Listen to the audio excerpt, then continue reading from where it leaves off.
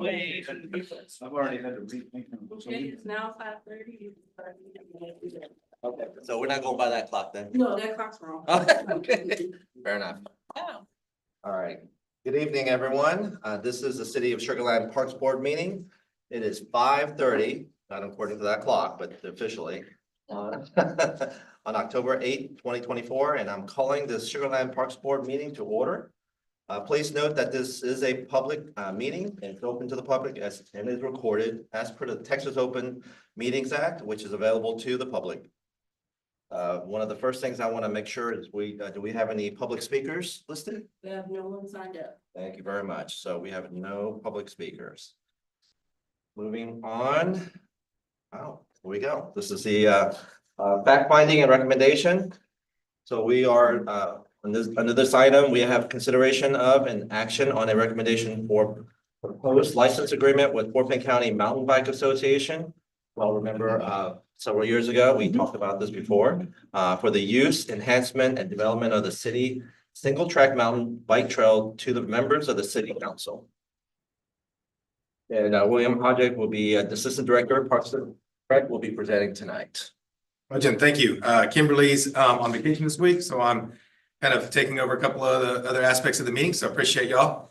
I wanted a few introductions before we start the presentation. Melanie is here with the engineering department over our sidewalks, trails. Melanie, welcome. I think you've been here before, but I just wanted to make sure everybody knew who you were. She has an item up here later after me, so. And then FBMBA board members are here. There's 4 board members here. And a 5th one just walked in, but we have Dave Burdett, the president of FBMBA. And then Diana Vargas Lee is the vice president of FBMBA. And so I think Dave wanted to come up and talk a little bit after I talked. He has a few things he wanted to say, but we'll dive into the agreement, and Hojin's correct. This is our second agreement. Our current agreement doesn't expire to the end of this year, and it was a 5-year agreement. It was 1 year with up to 4-year renewals. So we're on our last renewal year. So we need to come up. We worked with legal to get a second agreement going.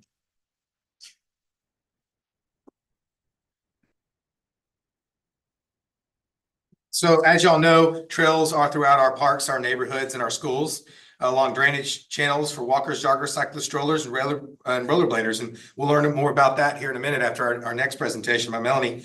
They include concrete, asphalt, decomposed granite, gravel, as well as natural earth trails. These trails serve a wide variety of users for exercise, recreation, and nature observance. Types of trails in our parks are pedestrian and bike trails, and bike and nature trails. An example is Cullinan Park is a hiking trail. And our mountain bike trails are for hikers and bikers. So the existing agreement, like I talked about already, that's in place right now. The Parks Board, y'all, voted to recommend to City Council the original agreement on November 12th, 2019. That was about little less than 5 years ago. The agreement was then subsequently approved at City Council in December of 2019 and went to effect shortly after. The original agreement is set to expire on or around December 18th, 2024 of this year. Just a recap, in our Parks and Open Space Master Plan, paved walking, biking trails within parks and nature trails for walking and biking within parks are some of the top 2 most requested items important to households, according to our 28 Master Plan. Just as a reminder. The FBMBA mission, and me and Dave went over this, so he approved it, is a Texas nonprofit organization dedicated to building and maintaining suitable single track trails in the city of Sugar Land and within the Fort Bend County region. FBMBA is organized and affiliated under the guidance of the International Mountain Bike Association, IMBA. We together want to continue to work together to maintain and manage multi-use nature trails, also known as single track trails, within cities, parks, and trail systems, including protection of residents and responding to previously heard comments and concerns. This license is a non-exclusive, and the city reserves the right to use the license premises or allows others to use the premises for any purpose as long as those purposes do not unreasonably interfere with FBMBA's rights. This agreement has a 5-year term starting the effective date. The council also reserves the option to extend the license agreement for up to 5 additional one-year periods by providing FBMBA with written notice at least 30 days before the current term expires. So in essence, it's a 5-year contract with 5 one-year renewals, so potentially to be a 10-year agreement. Okay.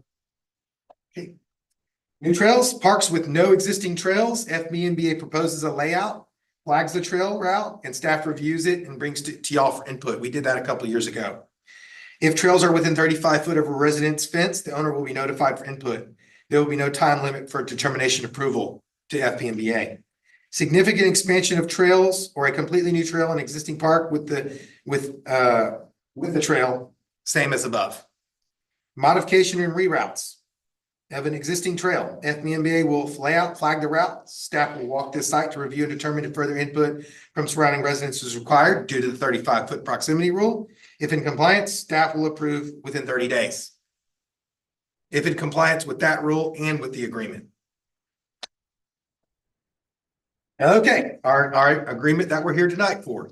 Enhanced volunteer participation, greater collaboration in trail design and maintenance, updated safety protocols, a 5-year term now with 5 one-year extensions like we just talked about. And it includes a proposed future mountain bike trail at Brazos River West End, which we will go over in just a minute. Okay, FBMBA has been very busy over the last 4.5, 5 years. Parks Board recommended agreement to City Council in 2019. At the end of 2019, City Council approves the agreement. Spring of 2020, improvements along the Brazos River Park and Oyster Creek Park and Bike trails are completed. Improvements of Justin B. Brentley Trail are completed in summer of 2020. November of 2020, they reconstructed and did improvements at River Park mountain bike trail systems that were almost completely gone from Hurricane Harvey. April 2021, connector trails are built connecting Brazos River Park mountain bike trails to Memorial Park trails, which y'all approved that. August 2024, all mountain bike trails are repaired after Hurricane Beryl, with the only pending is River Park trails need to be rebuilt. They're waiting for this fall when the weather cools down. All other mountain bike trails are open, mostly thanks to FBMBA. The current agreement expires later this year. That's why we're here. So let me tell you, they've been busy.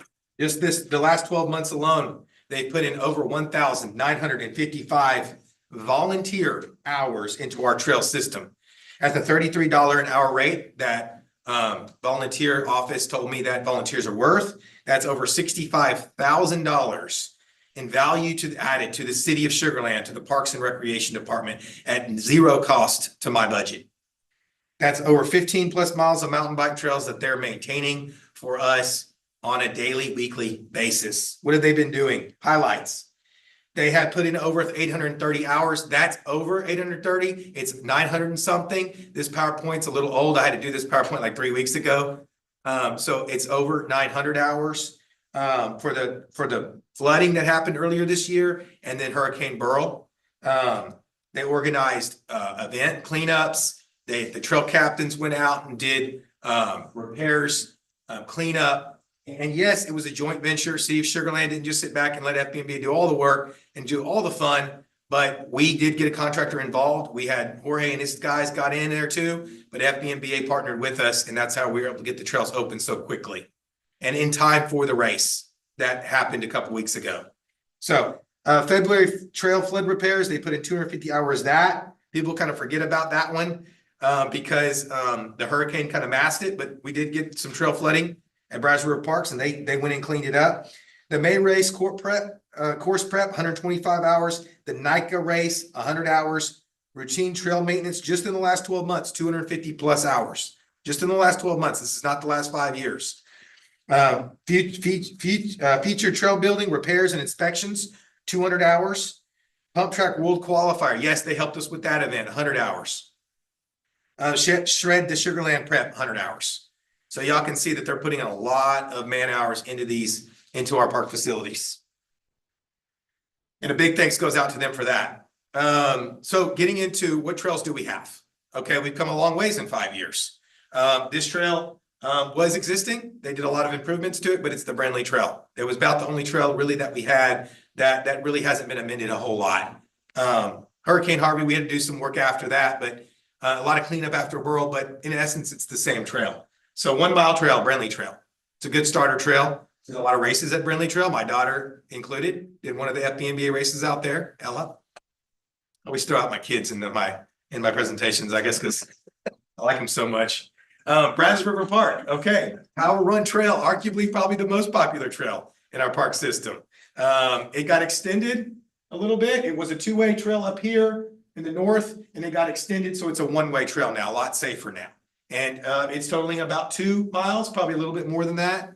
And that's at Brazos River Park, Tower Run Trail. It's an awesome trail. It was kind of there a little bit before the agreement came, and then the agreement got official, and then it got officially open, safe, approved by City of Sugar Land staff, myself. And then the two-way got eliminated to a single way for safety reasons. Signage got added, rule signs got added, of course. And then we were able to open up Tower Run officially, and it's arguably the most popular bike trail in Sugar Land. Okay, this is the one y'all approved a couple of years ago.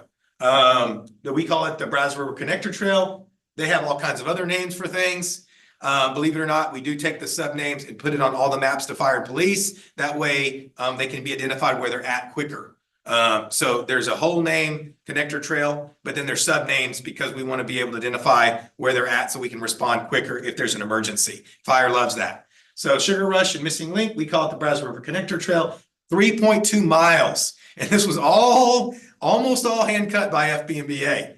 And so basically utilizing the land that's between Memorial Park and Brazos River Park, where the connector road cut through, and they were able to follow through with some bike trails. And now you can ride from Brindley Trail all the way to Tower Run with the connector trail and a continuous loop. And this is very popular in their races. They love this section in their races that they do. Anyways, it's a really cool trail. Needed a lot of work after Burl, but it is open now. That's a fun trail. River Park. Now some of these trails did exist. The hurricane kind of wiped them out, Harvey. After the agreement, FBNBA came in and established the trails. They do need some work now after Burl. FBNBA is committed to do that very shortly. They're just waiting on the weather to cool down and things to dry up a little bit out there.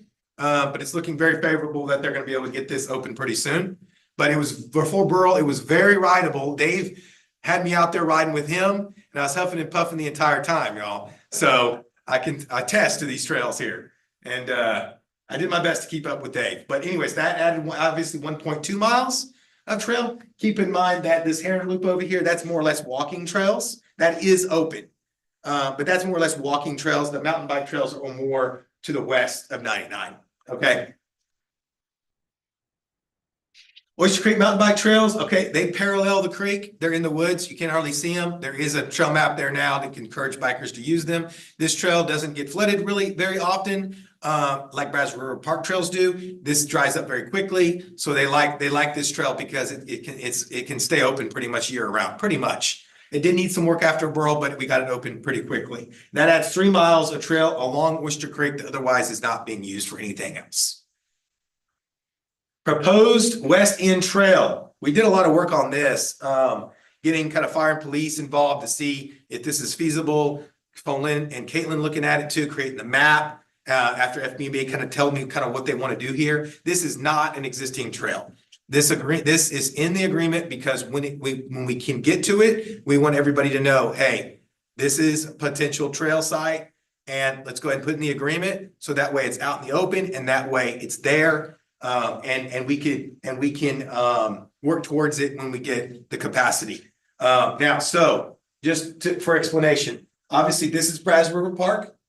This is the River Park trails are over here. And then north of the river over here in New Territory is 64 acres of City of Sugar Land property, 64 acres.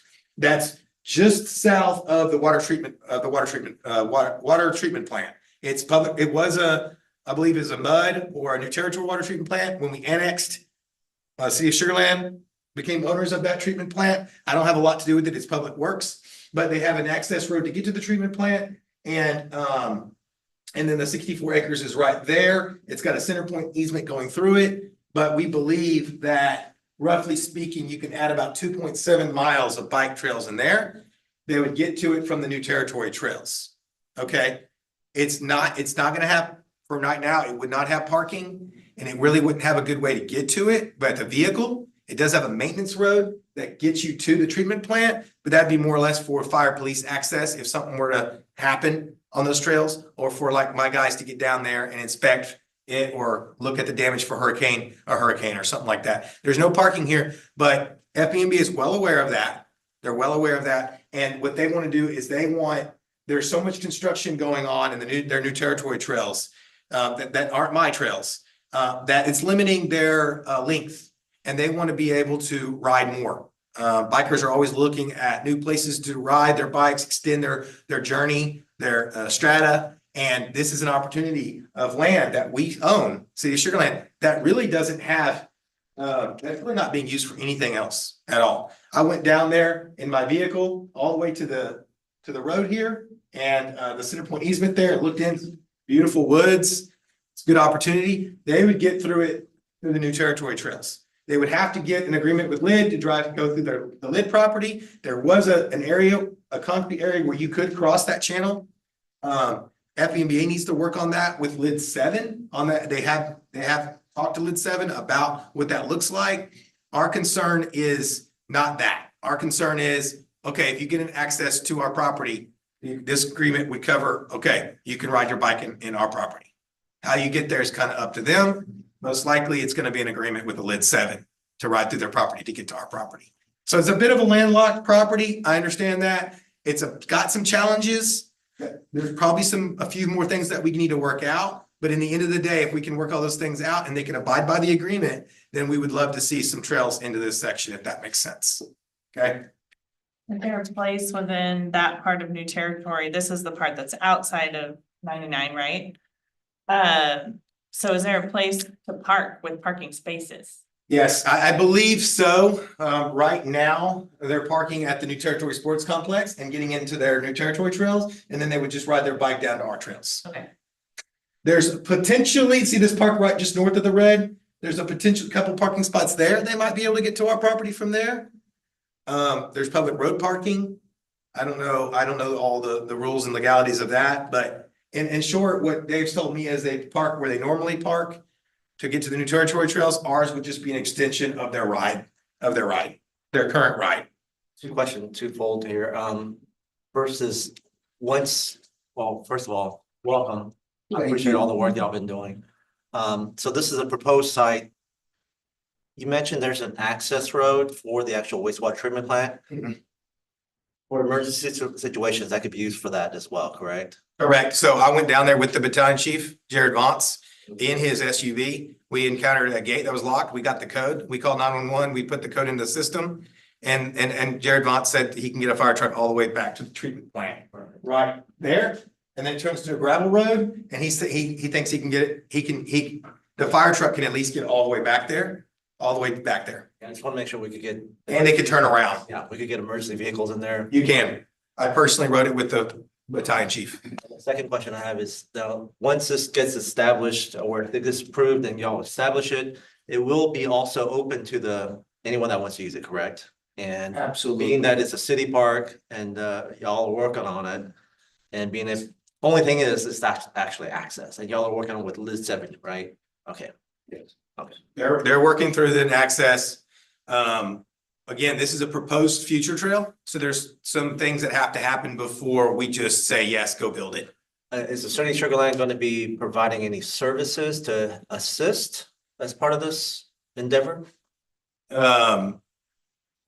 We work closely with FMBA to assist however we can. For the This site? agreement really doesn't require us to do really anything, but when we can help, we really do try to help. Perfect. And it's even as simple as working with Public Works and the LID to let them have access to the maintenance road while they're building the trails. So they can get equipment in and out. And that's something that I would help with. I can't guarantee it. I told Dave that, but I would try to help with that. And so Dave and Deanna know that I work really hard to try my best to help where I can to help ease things. My maintenance staff have gone out and cut big trees off trails that they couldn't get. He just sends me the location, a picture typically, and we go out there and take care of it. Lately, I'll have to say FBMBA is doing most of the work. I haven't cut a tree in a while, but when they need us, Jorge jumps on it. And so we try to help however we can. FEMA contractors did clear a lot of the trails after Burl, but it was a joint effort with FBMBA. So we try to help out where we can. Thank you. So that's West End future proposed trails. So just trying to utilize parkland assets and put our assets to work basically, which is one of the missions that our city manager gave us to do. Okay, as I mentioned before, we're almost done here. As I mentioned before, we do have rules signage at all of the bike trails have rule signage. FB&B also puts up signage as well. Trail map signage, safety signage, one-way signage. They handle a lot of that, thank goodness. Signage is not cheap. But we do put City of Sugar Land standard rule sign at all of the main entrances on the bike trails, including future proposed trails as well. No trail is open until this sign is put up. You'll see these at Worcester Creek Park, Braswell Park, you'll see them.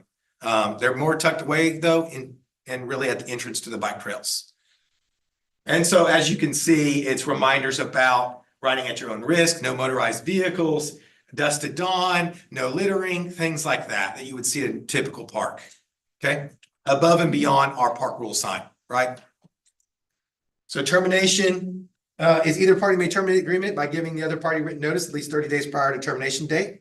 If any part of the licensed premises is damaged or destroyed by FMUBA's use so that it may not be used for its intended purpose, agreement will immediately terminate on the date of the damage of the destruction. Okay. Couple things real quick. Licensee will work with the city's Parks and Recreation Department to coordinate and trail closures due to weather or long-term repairs. We have the final approval on that. If any existing trails or future trails enter into a state of being unsafe or unrideable, the licensee will be held responsible for the return of trails to satisfactory usable condition.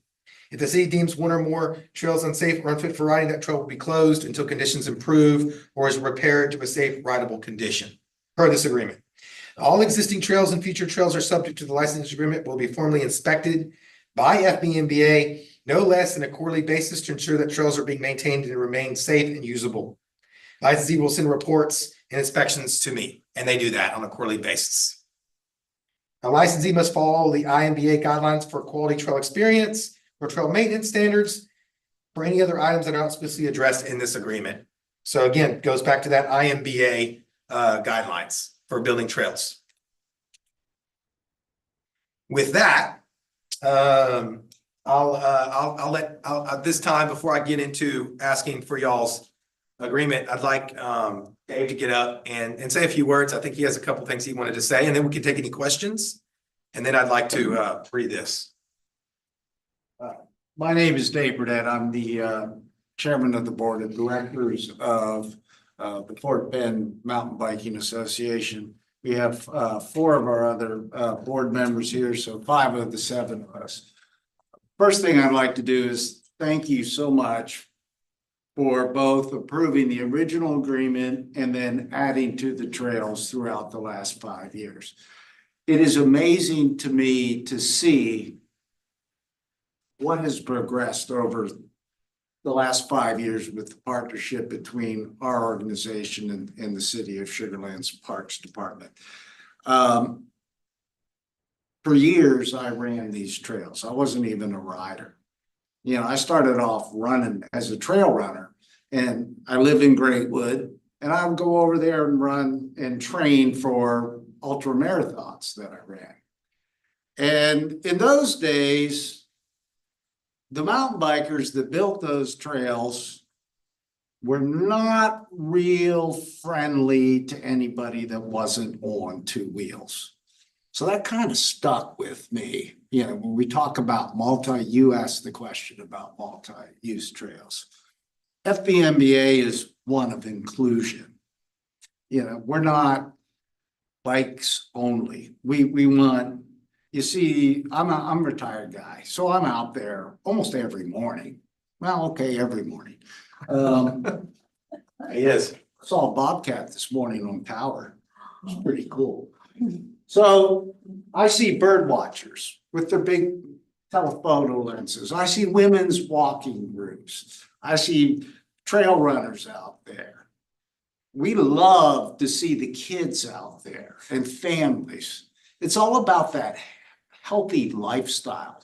Getting kids off and out of the computer, nothing makes me happier than seeing people use our trails and not just the bikes. Yeah, I like seeing the bikes out there, but I like seeing we like seeing everybody out there. So what this has grown into over the last 5 years, these trails over here are the most popular trails in the city, metro Houston area.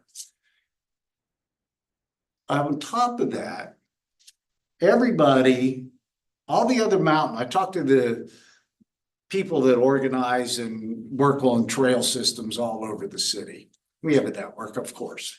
They're all jealous of what we have. You know, this has become the gem of mountain biking in this area. And the city of Sugar Land y'all had the foresight to approve this and move this forward 5 years ago. So it's really interesting to see what it's become, but what it can continue to grow into over the next 10 years, time will tell. So what is MB, Fort Bend Mountain Bike Association? Basically, we're a group of people that are really passionate about the trails. We're all about, like I said, inclusion. For the record, we're a 501c3 organization. We're a chapter of the International Mountain Biking. We maintain that. We have a great relationship with them. We're one of their largest chapters. We have 7 board members. We have currently 36 trail captains. So what's a trail captain? A trail captain is a person, man or woman. We have both men and women trail captains, and they're assigned one of the trail sections. And it's their job to make sure that it's trimmed if there's erosion or something that needs to be taken care of. So we split the duties up. You know, if one of us had to do all of it, we couldn't do it. So we have 36 different trail captains. By the way, that's the most we've ever had. So after Beryl, God, what a year. I mean, we had the flood in February. Then we get them ready, trails are open. We get it ready for a race in May. In Sugar Land Classic, one of the biggest races. It brings 700 racers from all over the state comes in. So it's a nice economic impact for the city as well. What's it, heads in beds is the same? All right. So we get the trails ready and then it starts raining north of us. And then it starts raining and then we're just watching the water come up. Well, our trails were underwater for 2 months. So the flood waters received this Saturday, I think it was June 9th or July 9th. Dave Howe, our trails director, and I, we just got 4 miles of the trail system ready to go. We opened them up. Boom, Monday, here comes Beryl. So then we went in with a bunch of chainsaws, and our idea was safety first. So we're all certified. We all took OSHA certified courses to be certified to safely use chainsaws. None of our people are allowed. In fact, I asked Robert or William to put that in the contract moving forward. So we went in, our idea was our trail captains, our certified people that know what they're doing on the trails, we would go in and cut all the dangerous trees out before we would let any other volunteers in. So we did that with the help of Williams' crew came in and the FEMA guys helped us with some of the bigger cottonwoods on some of the trails. But when I walked in with some of the city department, I just wanted to sit down and cry. It was that bad. But we got that done. Then we had a work party. As a signal of how strong our group is right now, we had a work party. We had 90 volunteers show up. to help us finish the work on the River Park trails. By far and away, it's a record for any of our work parties. I had the guys that lead other groups call me going, "You had 90? Come on." So that's a signal of the strength of where we are. If I was you, I'd be asking, so we're gonna sign a 10-year group. How strong is your group? Never been stronger. It is infinitely bigger than it was when we signed the agreement with you 5 years ago. So rest assured that it's a solid group. We agree to, we get nice things because we play by the rules. And as long as we play by the rules and work with William and the city of Sugar Land, this thing works. And it works well for you, it works well for us. You go out there on any given weekend and the amount of riders on the trails is fantastic. They're packed. Now, part of the reason that the board has asked William for the new ground, the new trails, is to try to disperse some of the crowd. The River Park trails, the trails in the Brazos River and Memorial are heavily used on any given weekend. So the idea is, we used to be able to ride under 59. The construction has closed that down. You can't ride between the two. So we have 8 miles over on the southeast side of 59. Currently, we have 4 to 5 miles on the other side, which isn't really you have to kind of choose, am I gonna ride here or I'm gonna ride there? So the idea is to, with that 65 acres, build another 4 or 5 miles so we can spread the riders out. I have a working relationship with Lid 7. We are talking about what is the rebuild, because Lid 7 is very much into outdoor recreation. But because of the floods, they got put back in their construction of the erosion prevention project. So they're not quite ready to talk to me and finish the agreement of us using all the ground yet. Are they open to it? Absolutely.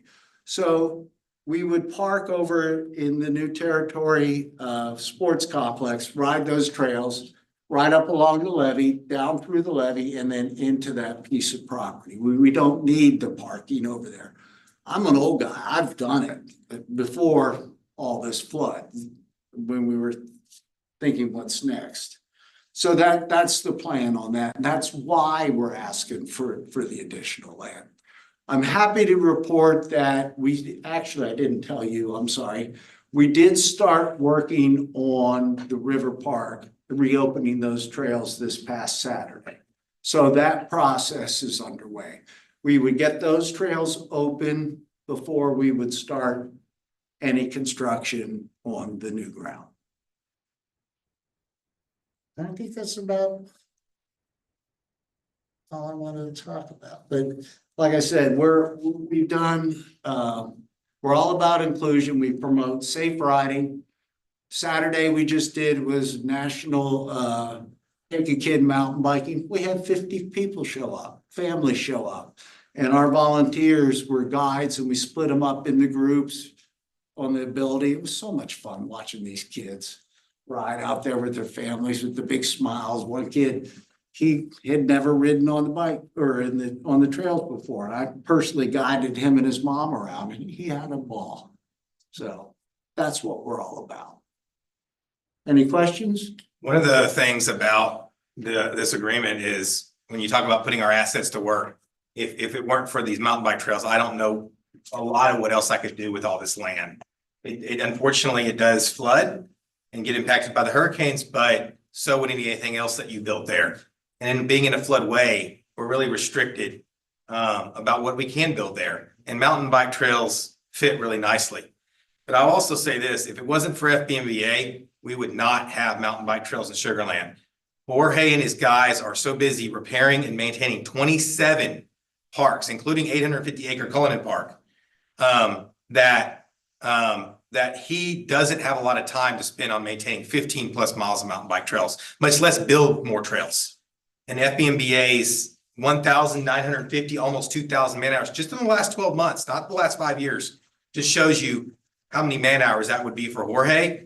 And plus Jorge's not, and his staff aren't mountain bikers, so they don't understand the flows, contours, bench cutting and things like that you need to know. So thank you, FBMBA, really, for putting in y'all's time, volunteering to maintain trails in Sugar Land that benefit not only FBMBA, but all users of our park system. So I appreciate that. But with that, we'll take any questions that y'all might have before yes. William.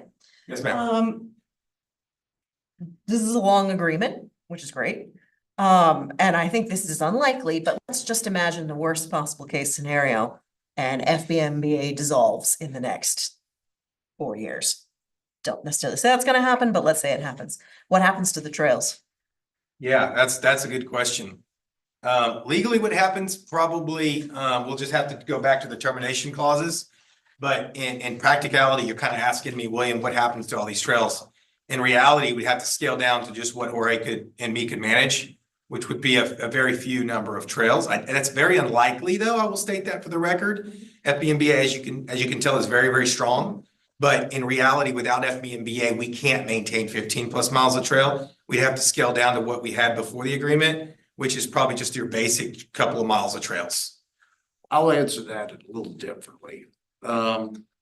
There's two groups that would love to swallow us into their group. So I would imagine you would have either Gorba, which is the Greater Houston group, mountain bike group, or the Pearland group want to swallow these up as part of their systems. So if the unfortunate thing that we would go away, which I would be shocked, there would be two other groups, at least two other groups willing to step up and put these in their fold, because that's how popular.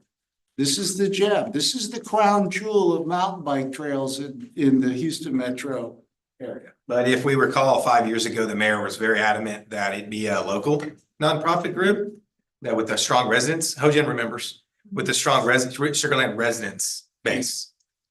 So that's why FBMBA was chosen, not Gorba. Just a quick question. So it's really great to hear that City Parks and Rec Department really appreciates and works well with FBMBA, and is really reassuring to hear, William give so much praise. So I just want to ask the question just to make sure all bases are covered. In the agreement earlier, when you're reading it, it mentioned you all work together to make sure you address any concerns or comments. And so I just wanted to ask the question, just throughout the 5 years that the agreement's been in place, like, have there been many comments or concerns from the residents or the public that have ever come up? No. Before the agreement, had some concerns. In the last 5 years, I have not heard hardly any issues. With a lot of praise on all the events that we have, and high praise for the amount of trails that we have. I can't think of anything at this time. We have pushed for areas and ground that we'd like to build trails on. And Joe Chesser and William have politely told us no, because it would probably stimulate complaints from the residents. So in fairness, and William's too modest to say it, but they've really kept that in mind when we've pushed for areas, and they said no, because boom, this is not gonna. I think just to kind of echo on that, I think that was why there's that 35-foot barrier for residential to be notified if people were gonna get any closer. Because I remember that one resident that complained, if y'all remember back then. Oyster Creek Park. Right, and not to do fault of anyone else, this is more of that they're just finally realizing, oh, there's a trail back there. So, but that's that rule that came about, which. And It's a we fair- maintain Oyster Creek Park, which is used more by hikers and runners than it is by cyclists, quite frankly. That's right. In fact, when we reopened the trails, I used to be a coach in the Fort Bend, Marathon Training Group, Fort Bend Fit. One of the largest running groups in the city. I was a coach there. I'm still a member of their Facebook, and I was getting messages from them saying, when are you going to get those trails open? So when we got the trails open, I posted that the trails were open on their Facebook page, and you should have seen the response I got. And that's where most of the complaints were from. And just to echo what William said, I appreciate everyone's time. The amount of hours is unbelievable. And I have to admit, I am one of those trail runners that, and I actually take my bike out there as well. So it's appreciated. Courtesy on amongst everyone else that uses it. I've seen it, experienced it, and I love it. I mean, We all of our trail captains have been trained as ambassadors to stop and talk with the runners and the hikers to encourage them to walk the opposite directions. All the trails are one way except for Oyster Creek. Right. And we actually stop and say, hey, look, you can walk whichever way you want. You're free, please. But it might be good to walk opposite directions of the bikers so we can see each other, and it's just, but there has been no problems with multi-use of these trails. any other questions or comments? Okay. Okay, with that, thank y'all for y'all's questions. With that, city staff recommends the Parks Board approve a recommendation to city council for the approval of a second license agreement with FBMBA for the continued use, enhancement, and development of the city's single track mountain bike trails in Sugar Land. With that said, can I get a motion? I'd like to make a motion that we make a recommendation to the city council for approval of the second license agreement with FBMBA for the continued use, enhancement, and development of the city's single-track mountain bike trails in Sugar Land. Thank you, John. To appreciate all their hard work. Second. I second. Okay, thank you, Tracy. All right, for those in favor? All right, unanimous. Appreciate y'all's vote. With that said, the board approves. There you go. We'll look to go to city council sometime in November. Okay. Thank y'all. Thank you very much. Appreciate y'all. David, appreciate you. Thank you. An event going on this weekend. It's gonna be a lot of kids out there and costumes. Oh. Where? Saturday morning. Where the water tower is. Thank you. It's a lot of fun, right? Appreciate y'all. Thank y'all very much. Follow us on Facebook too. Okay. Thank you very much. Thank you. Y'all. Have a great night. Thank y'all. All right, thank you very much. I was actually really good to see that. Sorry? How do I work the slides? That's a good question. can use the arrow. Do it up here? So this, now we move into the workshop, review of and discussion on trails and mobility projects. Melanie will be presenting, Melanie Beeman. You and I have been kind of communicating on emails. I appreciate that. And anyway, I appreciate you coming out. Thank you for this update. So I'm the transportation mobility manager. I work in the engineering department. Obviously, we work a lot with parks and other departments, planning, redevelopment, everybody pretty much.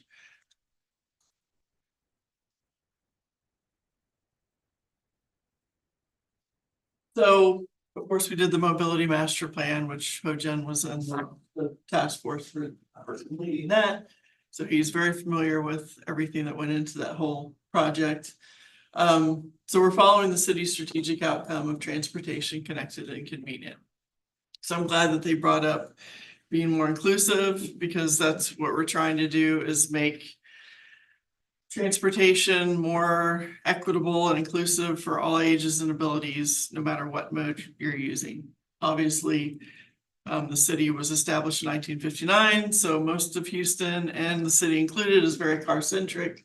So we're trying to think of ways to get people out of their cars, by providing other options and making the infrastructure safer for people so they can get to the trails or wherever they're trying to get to. So we have two big active transportation projects, Sugarland Trail Phase 1, which used to be called the Ditch H Trail. It's now called Sugarland Trail Phase 1. That one has been 100% designed. It uses some money from the 2013 Parks bond. We got some money for that. And then I think, I'm not really sure what happened. I'm sure COVID had something to do with the delay, and then things got more expensive. So that's taken a while to get to this level, but we're finally 100% designed. And then we got grant funding.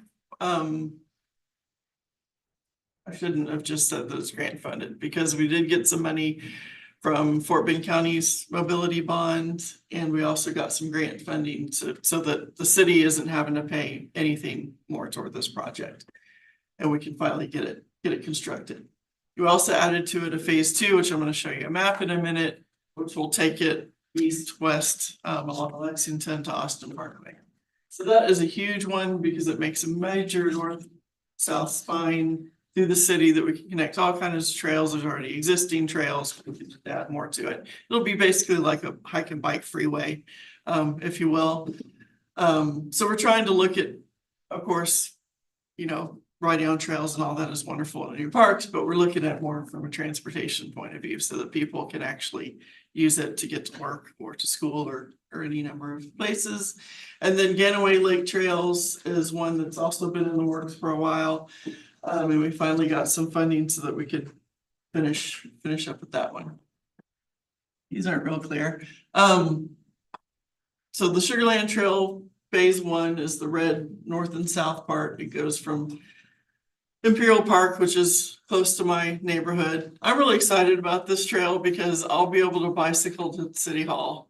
And it will go under Highway 6 and under 59, which are the two huge barriers to active transportation. That's what keeps me from biking to work. I could do it, but it's not real pleasant to try and cross either of those roadways. So this will make a nice underpass for people, and it will connect to, it'll end about where Lexington is, Smart Financial Center. And then phase 2 picks up from where that one ends and goes all the way to Austin Parkway. So it will connect with First Colony Trails. People will be able to get to places in that area. And then Ganaway Lake Trails is going to start over Bernie Road, north of the lake. It'll wrap around. It'll have kind of a boardwalk. That's also planned to become a full park with all kinds of activities that people can do. This is just a trail, basically, to get it all started. And it'll go through some beautiful woods and meadows and connect to the existing Imperial trails, which are 10 feet wide, and then get across Highway 6 and connect to Cullinan Park. We really wanted to do some sort of pedestrian overpass across Highway 6 that's completely grade separated, but because of its closeness to the airport, that's not really feasible. And then going under is not, you know, the water's too high, so we're going to make some crossing improvements so that it's a little bit safer and more comfortable for people. If I may ask, is that map available online yet? Trying to think of where it is. I know I've seen it somewhere, but if not, I can totally email you guys this. Yeah, I would love these to. images. I Yeah, would we do. have them. They're in different places, but this is like Me too. all one page. So yeah, I'll be happy to email it to you guys. So another thing we're working on is microtransit. So the city does have public transit, which is provided by the county. They have a commuter park and ride service. We have 2 park and rides that are in Sugarland. And they also have a demand response, but it's not the best service. It's hit or miss, large delays. Sometimes the bus doesn't show up. Sometimes you have to wait for hours. Plus you have to plan ahead and do it a day in advance. So microtransit is basically a small scale public transit service that uses smaller vehicles in a small area, which I'll show you a map of the service area. So this is a pilot project that we've gotten funding for. So it's no cost to the city. except for the fare, which will be nominal. So it's a service to the community. Approximately 30% of the US population does not even have a driver's license.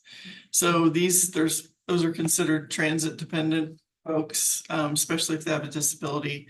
They can't really hop on a bicycle and go where they want to go. So they kind of get missed. We don't really think about them because we don't see them. They're not, but you hate to think of people just sitting at home because they can't get anywhere or ride from a friend. So this will be a great way to make transportation more equitable. The fare is going to be about $2 per trip, and then anyone 13 or older can use the service. So trying to think of more sustainable ways of getting around besides single occupancy vehicles.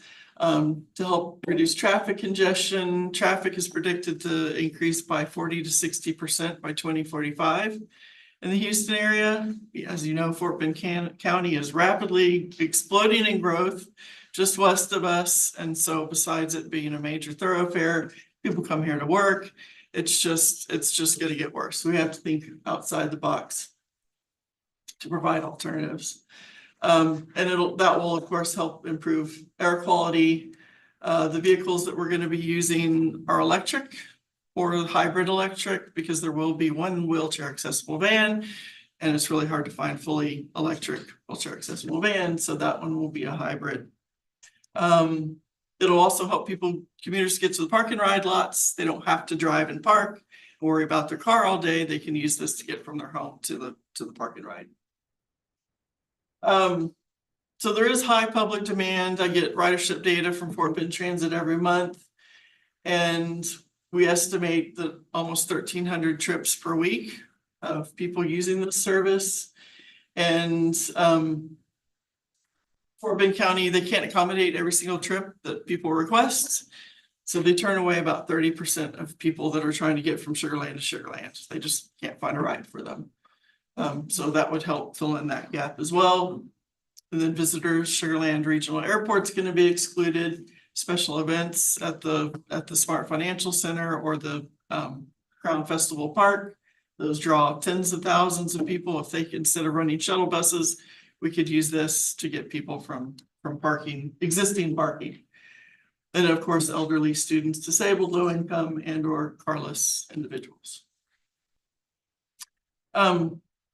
So it's an alternative to public transit. I know when we talk about transit in the city, there are those same 5 to 10 people that say, no, we don't want Metro. We don't want those buses in the city. This is not that. This is pleasant. The vehicles will be wrapped in a pleasant way so people know what it is. It's not a smelly bus, blocking where you're trying to get to. And it will be, the vehicles will just be in this zone. They're not bringing people from out there into here, and we don't want those people here. Well, that's not, it's going to be residents and visitors, but it's just going to be within the zone. And it'll help supplement the existing transit service because it will be only day of. So you'll have a little app, and when you're ready to schedule a trip, 8 to 12 minutes, a vehicle shows up and takes you anywhere in the zone. So it's just day of. You don't have to plan ahead of time. It'll have Saturday service, which Fort Bend Transit doesn't have, and early morning and later evening hours, and then shorter wait times. They give you like a 30-minute pickup window, which usually is more like 45 minutes to an hour. Just 12 minutes and a vehicle shows up. So the pilot service area zone, which I'll show you next, is approximately 43,000 people that live in the zone. It includes most of the places that people are trying to get to besides the surrounding area neighborhoods. U of H Sugar Land campus, and then it will help improve equity, like I said, for those people that don't drive. So this is just a concept of the zone that we've been working on. It's not 100% written in stone yet. But like I said, it will include most of the central Sugar Land area, the Sugar Land Business Park, the regional airport, most of the hospitals, both the park and rides, and U of H Sugar Land campus, and most of the places that people try to go to shop.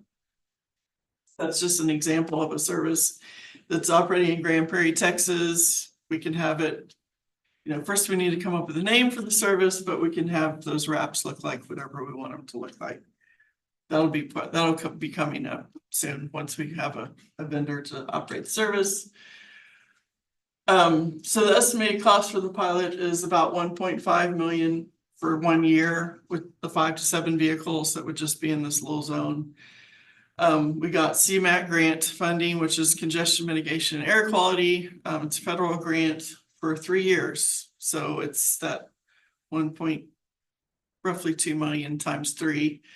And then we also have to, with any federal grant, you have to contribute 20% local match. So that will come from approximately $300,000 a year. We're getting Fort Bend County Mobility Bond money, which will help with that local match. And then if we need to add an extra vehicle or we need to expand the service based on demand, it'll give us a little bit of flexibility for those 3 years. So we do have a project webpage. I brought some flyers that has it on it as well. And then we'll have updates when we have, because we just closed our RFP and we got about 5 submittals of vendors who can operate this service for us, because obviously I'm a division of 1 person and I cannot operate on the transit service. I could have had a few more people, but so we're looking for a turnkey service provider that can operate this for us. And so that just closed. We're going to be selecting a vendor very soon. So we're hoping by the end of the year, if not January. I've been wanting this so bad since as long as I've been here. But like I said, I've got flyers. And then another thing I was supposed to talk about that I forgot to include in my PowerPoint is the Central Sugar Land Livable Center study. We also have a project webpage for that. We got some more grant money from HGAC, which is our regional MPO, to conduct a livable center study. And these are places where people can live, work, and play with less reliance on their personal automobile. So it looks at transportation options as well as land use in the area. So I don't have a great map of Sugar Land, but it's pretty much that same Lake Point area, Central Sugar Land, and then we go down to the strip center where TJ Maxx and what's Floor & Decor now, but they're moving, so it's going to be vacant. But we're looking at how we can make those strip centers a little bit less car centric by either doing things out in the parking lot, adding parklets, making it easier for people to walk and bike to get to these areas instead of having to drive everywhere. So that project is just about to wrap up. We'll have the full report on our webpage. That's all about that. And then it will have some recommendations of things that we can do. And then we'll have to find funding for those things. But that's our first small area plan that's come out of the mobility master plan. So it's kind of concentrating, focusing on that area. Let's see what we can do. Yes. Question. Yes. So that map itself, that's a starting point, but is that the map area that the 7 vehicles will service? In other words, if someone outside that zone calls and say, hey, I want to ride into town, into those zone areas, will that happen, or you have to be inside that zone? You have to be inside the zone, wherever that boundary is. Now you could drive to a park and ride and use it to park once, use the shuttle to get around, do your shopping, go back to your car and go home. Or it's going to connect to trails. You can put your bike on board if you want to. We want to make sure that people can get around by however they want to get around. But I have no doubt this will be highly successful and we will expand it to do the entire city. It'll be the first of its kind on-demand microtransit in the Gulf Coast region. So we're very excited about it. Austin, San Antonio, Dallas area, they all have similar services. A lot of fixed route services are being moved to this because it's more convenient and you get more ridership. We're a suburb, where are you going to put bus stops that a lot of people would use? This is great because of the Fort Bend, I guess the bus, it does take forever, because I heard a lot of complaints about that. I used to be the complaints department. You. Oh, yeah. And it's also because I talk to the people and, I know how desperate they are to get around, and it's just so sad when you can't. I want to go pick them all up myself. So this will be a good alternative. Melanie, when you were talking about, thank you for the presentation and I vote for yay. Something to improve the transportation. You were talking in the micro, the whatever the term was on the top micro. Transit. Yeah, you gave a percentage and I couldn't hear what the percentage applied to. Was that the people that don't have cars? What was that? Approximately 30% of the US population does not have a driver's license, Oh, wow. whether because they lost it or they never got one. A lot of people move here from big cities that they never had to have a driver's license. If you come from New York City, you move to Houston, oh my God, now I have to learn how to drive and I'm 45 years old. Thank you. And yeah, and young people too, it includes, people, tweens that are like into 14, 15. Yes. Got two questions. This sounds really exciting, so I'm really excited that this is happening. How will this be shared with like the city of like, this is about to roll out, this is gonna be shared, is it gonna be like? We're gonna have all kinds of, Stuff. yeah, we'll update the project webpage. There'll be all kinds of email blasts, social media blasts. We've done a few stories about it, but we still don't have a start date yet. So it's kind of, that's what's keeping us from really going all out with it and having a ribbon cutting and all that.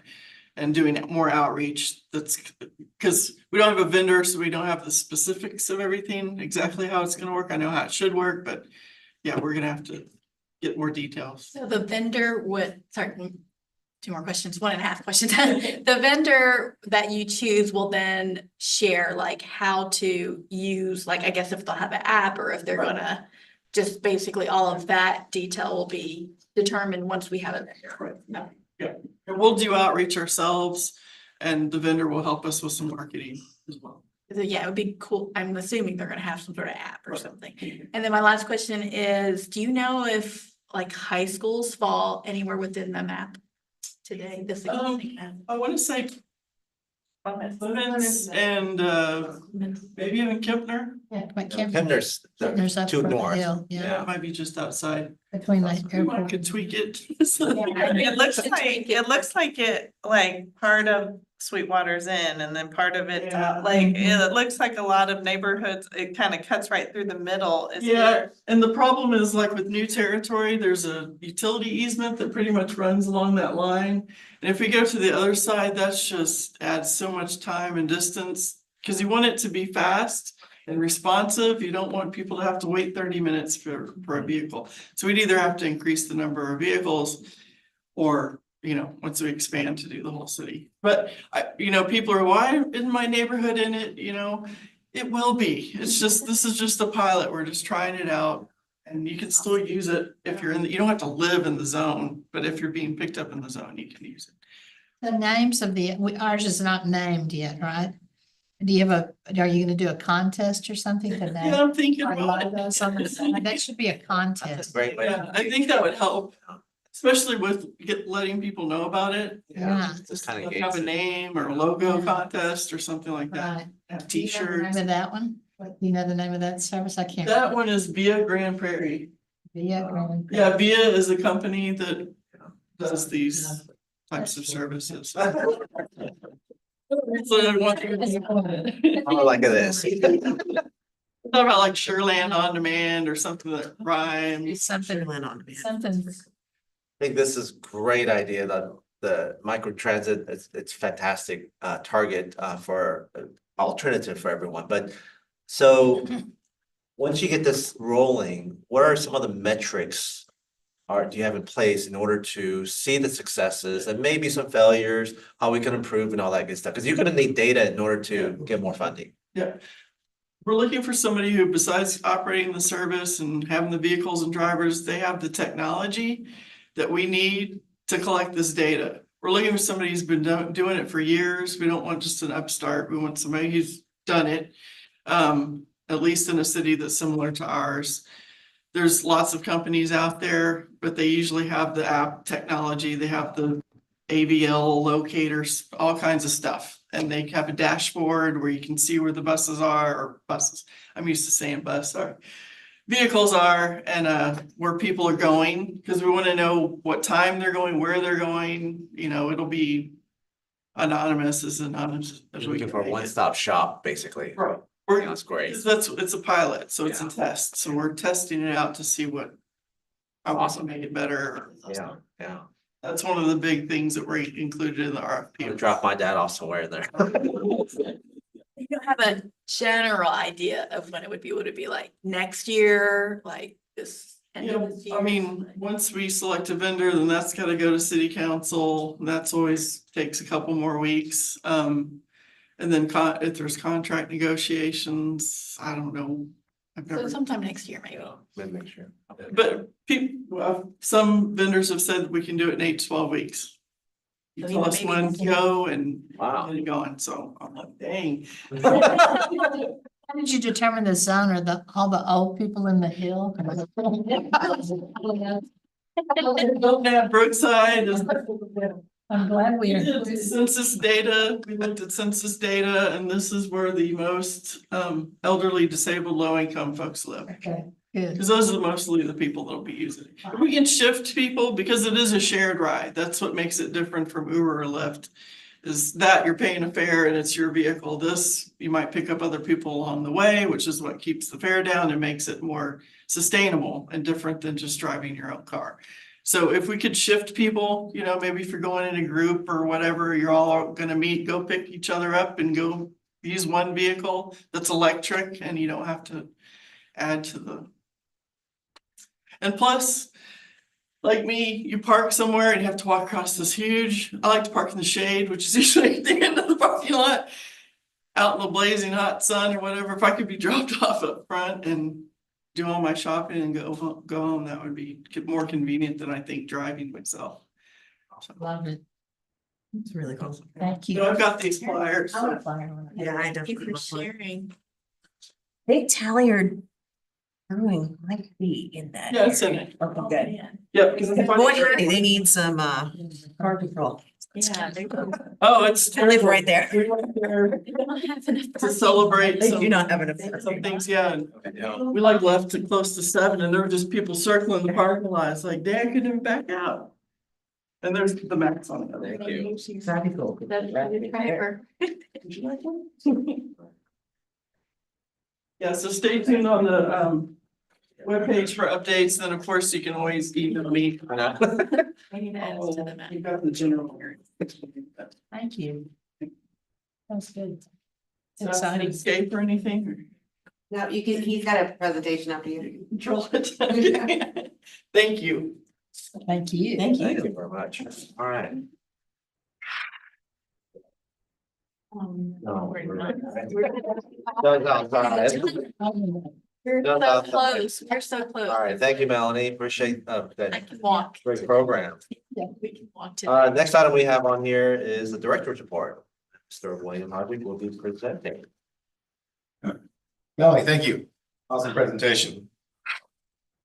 Before I dive too deep into this, which I can't cover all this, you know, so we've been have a very busy couple of months, so. What is that?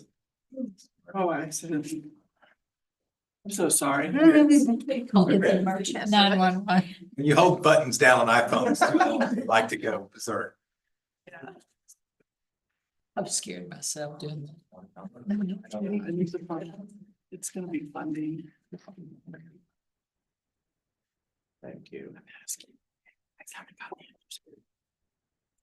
All right, Melanie, thank you again. Thank you, Melanie. Oh, great. Appreciate it. So there's a lot of information in this packet. I'll just go over the highlights, but before I do that, a couple of announcements. Gilbert is no longer on the Parks Board. Attendance issues, it was discussed with the mayor and he dismissed Gilbert. As a reminder, the policy is no more, 3 missed attendances in a row. And that's for review with the mayor. So can't have 3 or more missed attendances in a row. Gilbert had that. He's no longer on it. They opened up applications for all boards and commissions. And that's not just Parks Board. We have one opening, Gilbert's position. And the applications are in, they're being reviewed by the mayor and some city council members. And my understanding is they got it narrowed down to 2.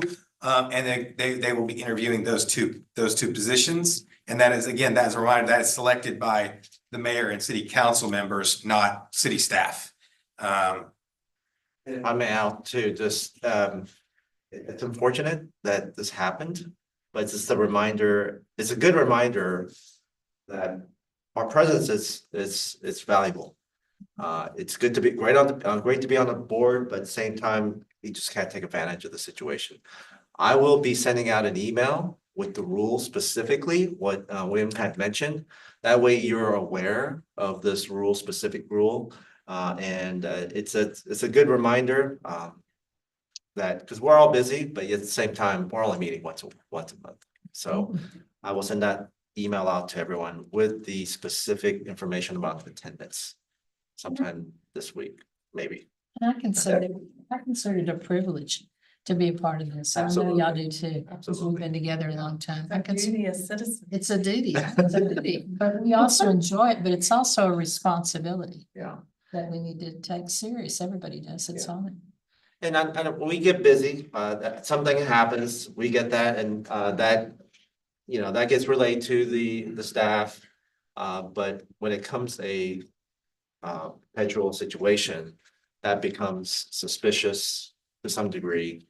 And there was a lot of different, it's not like it happened, there was a multiple tries by me, and trying to work with Gilbert. Unfortunately, that just didn't work out. So with that said, thank you. And I'm looking forward to the new board member. I don't know who it is. And I know the application opened up. And I know a few people that went in just because they saw it. I encourage them to apply for it. I don't know. I have no idea who it is.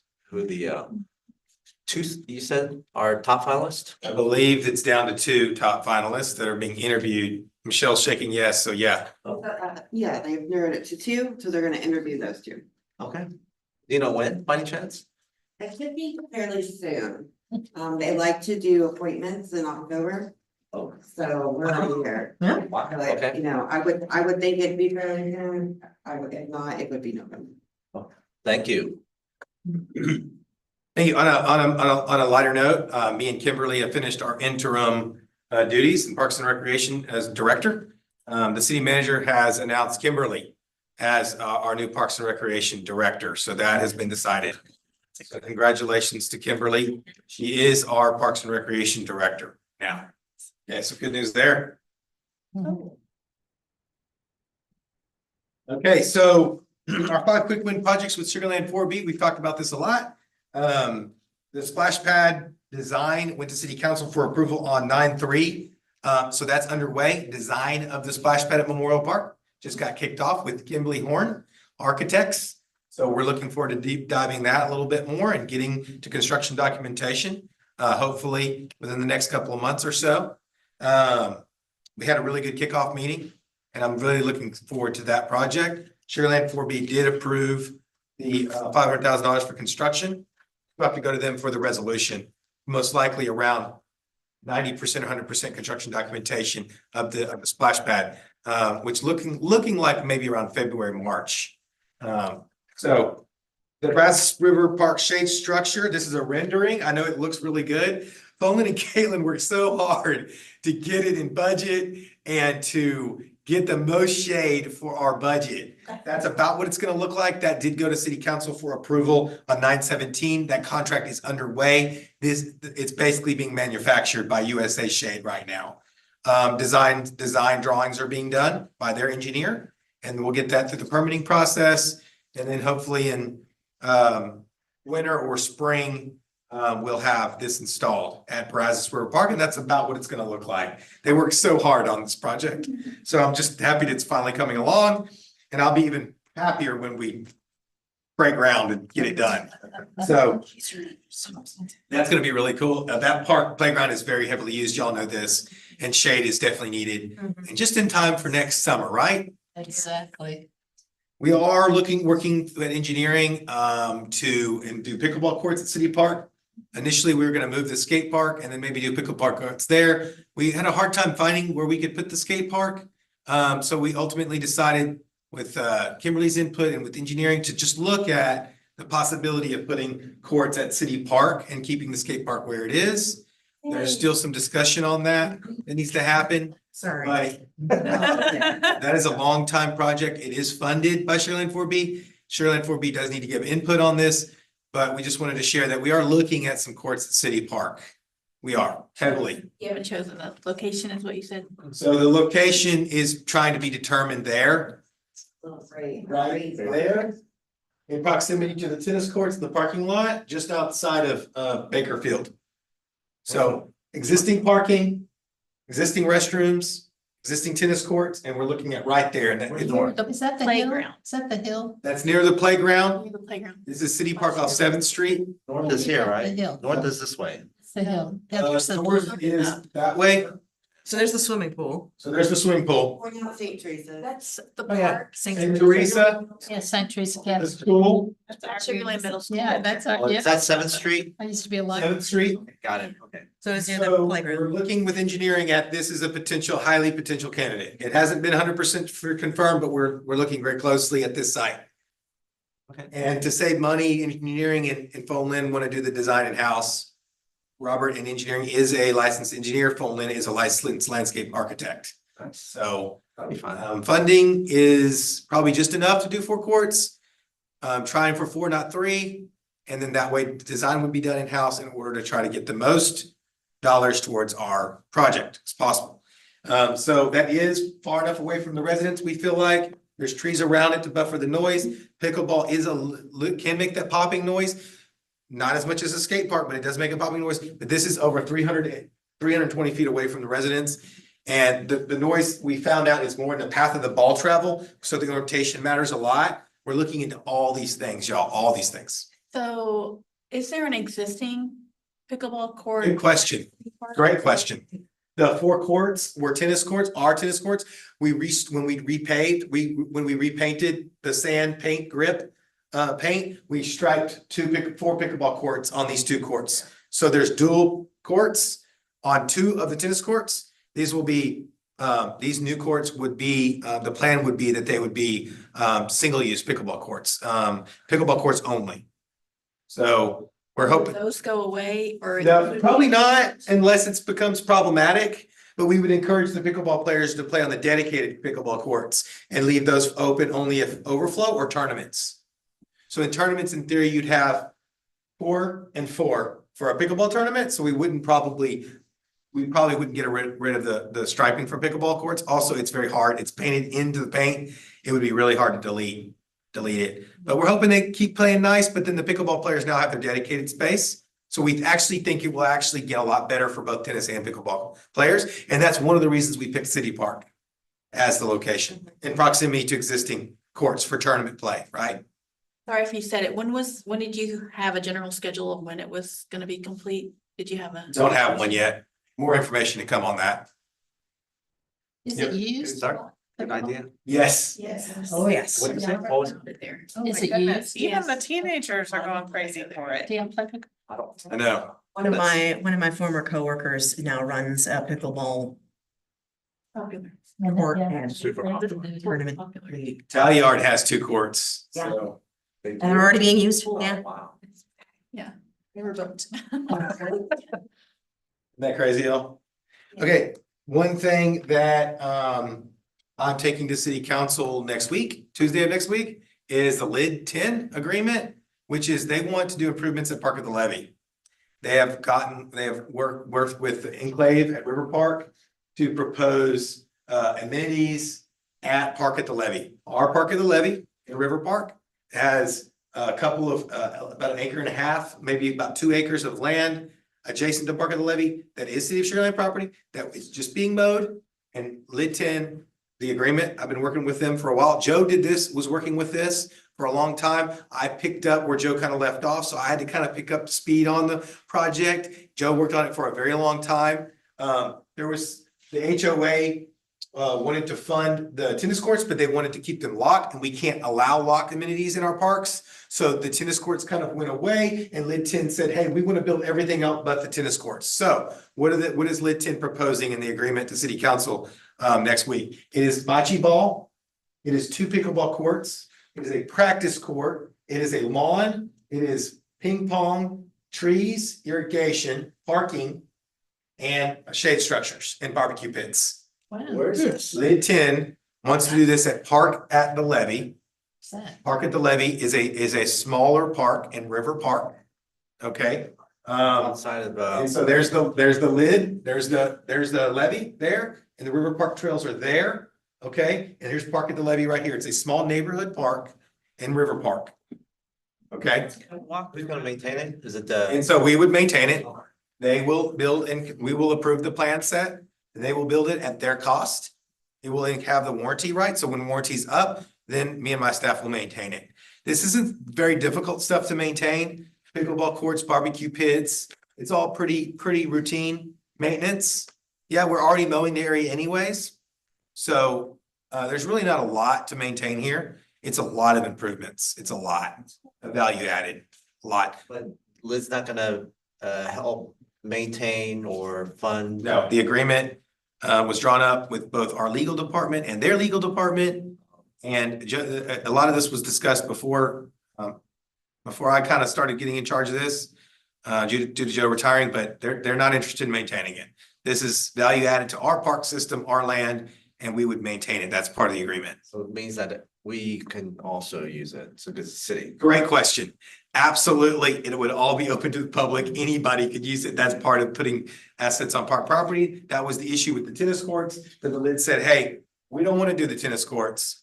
That's HOA thing. Y'all work with them later on that. We want to move this thing forward. What can we do to move this thing forward? And we worked with legal, finalizing the agreement. They signed it.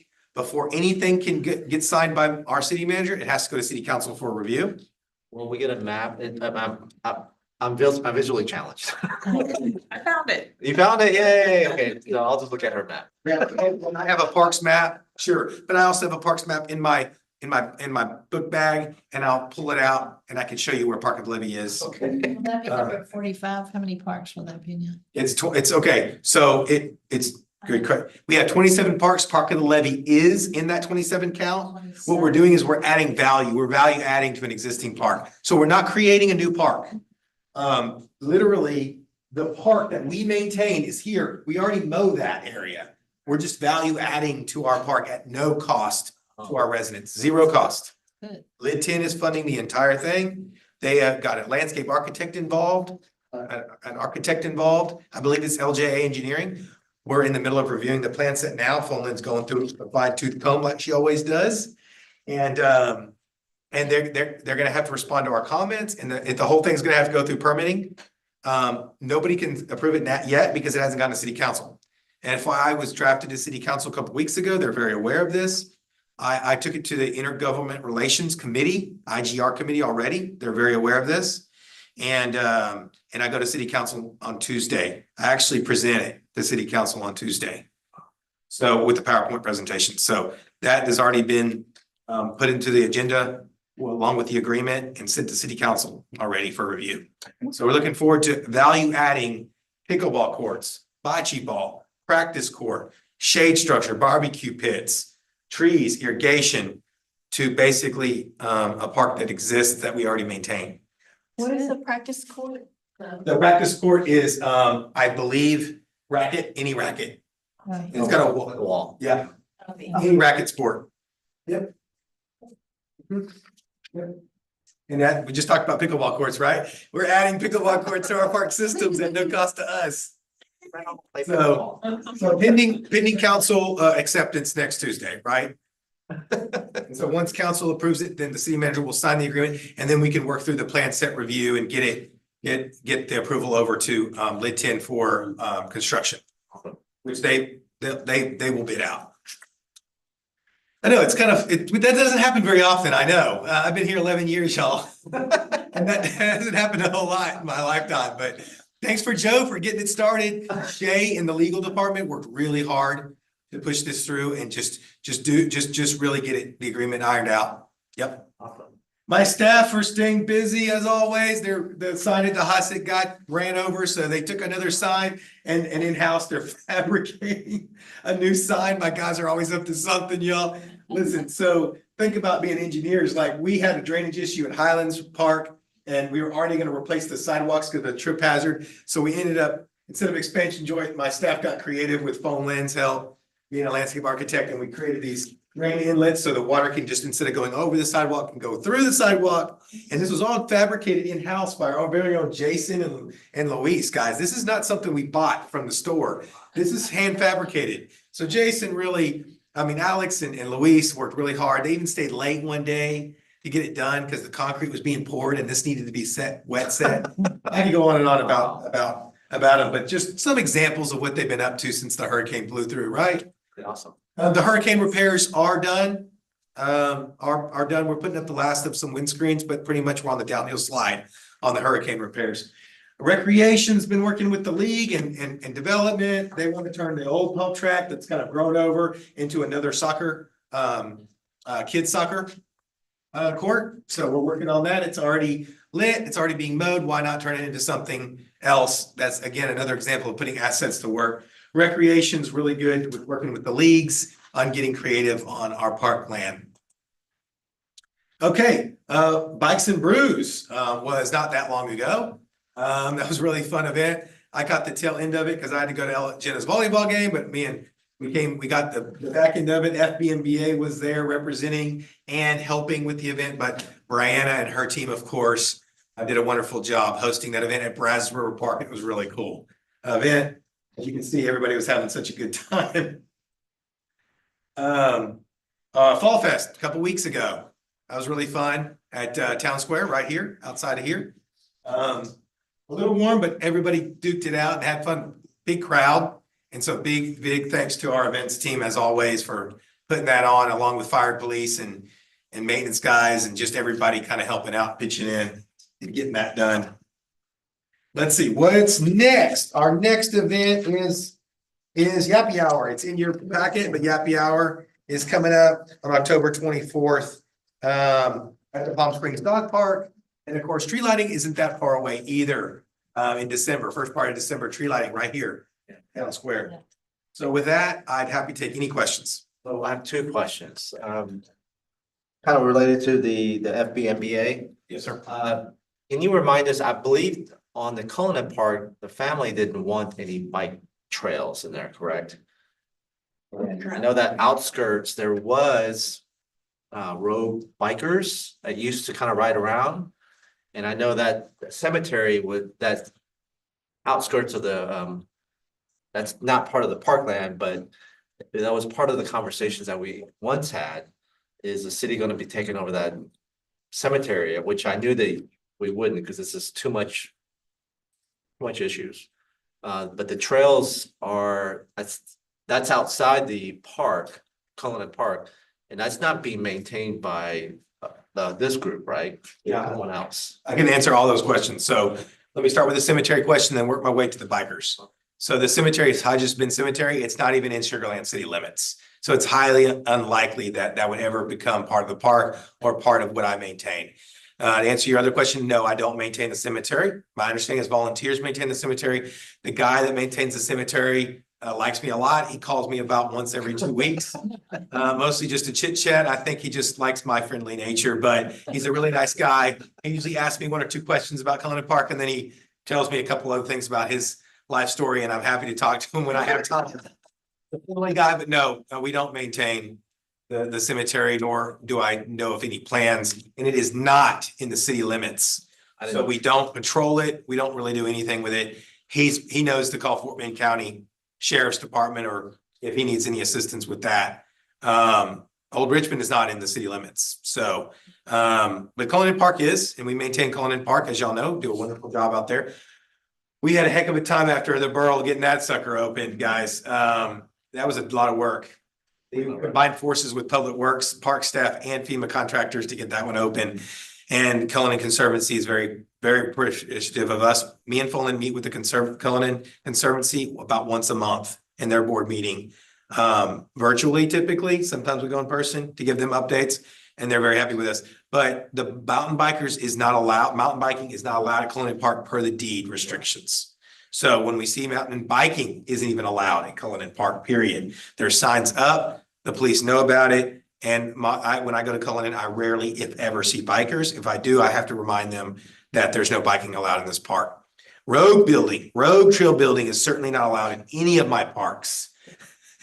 The agreement with FBMBA is even there's strict protocols on how you build a trail. And there's a lot of processes involved, y'all. I don't know if y'all know this, but I personally walk or ride my own mountain bike at least twice before any trail is built. Once after flagging, I typically walk it because it's not rideable. And then after it's built, I ride it with my bike with them. Yes, my personal bike is in my office right now as we speak. So I'm certainly out of shape and I certainly don't go very fast, but at least I make an honest effort. But Cullinan is for walking in peaceful nature, observing and harmonious with nature. Okay, with That's runners, right? and it's very open to runners. But it is not open for bikers nor road trail building. And when that is identified, that is shut down. Typically, a call to police department is done through that way. Our Parks Police liaison is named Jason Brandt, and he's a truly good friend of mine. And he has a really good relationship with us, and he knows the Cullinan Park very well. It's a lot better than it used to be. Yeah, absolutely. Second question I have is regarding communication. I've been working with Melanie on the Brazos, the whole Memorial Park, Brazos River Park area. I think I talked to you about this as well. There are great trails out there, sidewalks, multi-use trails. But what's to me as a runner out there, I would love to see more water fountains. And I realize that could be due to funding. Drinking fountain. Yes, water fountains, yes. I did pass that comment along to Melanie. Would the city accept donation from running groups? Would that be something that's doable? Because I've been talking to my running groups, various running organizations. They're willing to start collecting funds. And we've had that conversation up on the leadership. And just to see if something can be done. And I think they're all excited about it if we can do it. So I'm kind of asking the question. It may have been a better question for Melanie when she was here, because it really comes down to where. So I can't make any promises that, yes, the city in general does take donations for projects and parks, but the project has to be approved first, because we'd hate to take a bunch of money and then not be able to do the project. So I think it really comes down to where do you want the fountains? Because I don't know, outside of my parks, I'm really fuzzy on the water lines and the requirements and restrictions. And if there's an easement involved, Melanie would be much better to answer that. But to answer your question, we have taken donations in the past for projects in our park. It really needs to be identified a little bit more before funds are being raised. I hope I answered that question. Yeah, I'll have to talk to you offline then to ask questions on average cost on certain locations. That way that could be a target for us to come up with. Sure. Let's give it to the city. Sure. Yep. Okay. That's. Any other Yeah, questions? Really quick questions. Please. I promise. I usually don't ask questions. but- Okay, so the city park pool, this is our municipal pool. Yes, ma'am. It's only a summertime pool, right? Memorial Day to Labor Day, Right. except for the Sharks get it a little bit early. Early. Yep. But what happens, like, all these people, I mean, it's a growing community, there's people interested in swimming, there's people who don't know how to swim. What can we do all year round? I know put in a heater, obviously, but I mean, would that ever be something that the city would want to do? Like rent out the pool to people to give swim lessons year round, or a club team, or some of the various schools around? Would that ever be something that? I think it's something we can definitely, I can talk to Kimberly about recreation about. It does not have a heater currently. Yeah. I know that it's over 100,000 gallons of water. So the one over off Austin Parkway, the one by that other water park, that's what First Colony Swim Team uses over there. And they also use one in Grants Lake. So they have heaters in those, and I know they rent those pools out, I guess, from those HOAs, right? I have no idea. Those aren't my pools, but Yeah. I know that my kids are swimmers, so I'm a little bit familiar with swimming. And I know that our pool in Pecan Grove is not heated. It's a bit cold at the beginning of the season. But it warms up pretty quickly. But I know that in order to use it year round, you got to have a heater. Yes. And then you typically have to have a shower, a heated shower, a water heater shower. We don't have that. We don't have a heater. I don't know what it's going to entail to get a heater onto the pool. That's recreation manages the pool. I know Kimberly's mentioned it to me before, and it would be quite a big endeavor. Right. And we need to locate where the gas line is. And I don't know that there's one particularly close. It's just something we'd have to look into, the feasibility on that. Yeah, but no, it doesn't have a heater right now, no. I was just thinking, it just goes there empty. I mean, you see it Yeah. driving by, I'm like. I oh, do know that's- this, our splash pads at River Park, and our new splash pad that we're going to build next year. Our current splash pad at River Park is open, April 15th to October 15th. So that's that's quite an extension, right? 6 months, all the way to October 15th. And after October 15th, realistically, it's pretty chilly. And when we turn it off on October 15th, we don't really get a lot of complaints because it's so chilly outside that nobody's really requesting splash pads, but we do have a longer season on our splash pads. And the Memorial Park one will be the same, April 15th to October 15th. So I don't know if that helps at all, but yeah, we'd have to look. All year round Okay, to keep everybody in I can shape. pass that along. You gonna buy one? Yes, an expensive. No, I mean, I just hear, I mean, since I have teenagers, I hear schools say, there's not enough pools.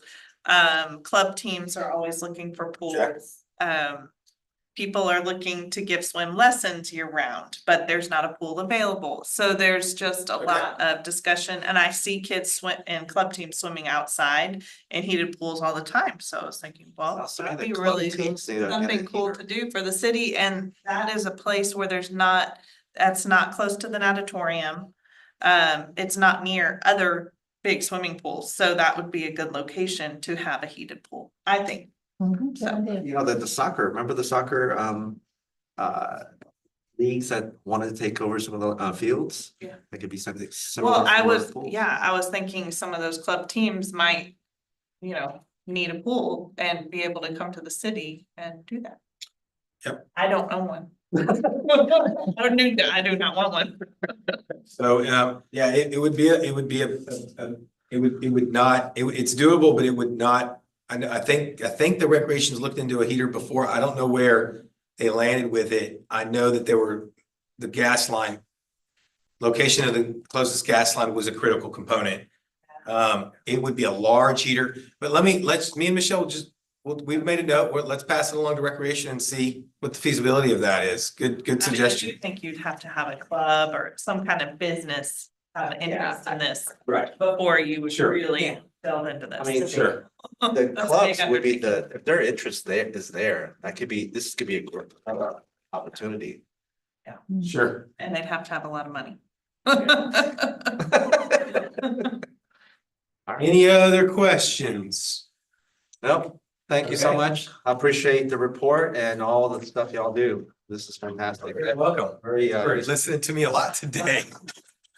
that was gonna be a short meeting, but it's great information. You're very welcome. With that said, again, the last item, The motion that we. thank you, Joan. Appreciate your motion. I'll second. Thank you very much, Delphine. All right, with that said, we are adjourned. Yay. Yay. And William, can I ask you a question around the water tower on the hill? Yeah. Who mows that? The tower The on water tower